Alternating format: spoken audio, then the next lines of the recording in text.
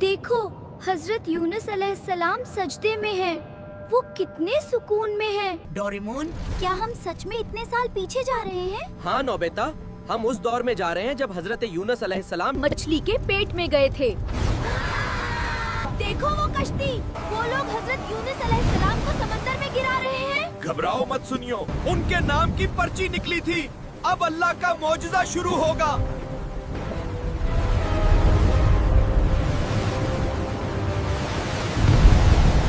یہ مچھلی انہیں ختم کرنے نہیں بلکہ بچانے آئی ہے۔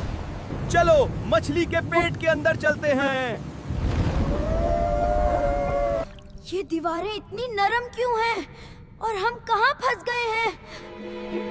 گھبراؤ مت نوبیتا، ہم حضرت یونس علیہ السلام کے معجزے کو دیکھنے آئے ہیں۔ دیکھو وہاں کوئی عبادت کر رہا ہے۔ دیکھو حضرت یونس علیہ السلام سجدے میں ہیں، وہ کتنے سکون میں ہیں۔ لا إله إلا أنت سبحانك إني كنت من الظالمين۔ دیکھو اللہ نے ان کی دعا سن لی اور سائے کے لیے بیل بھی اگا دی۔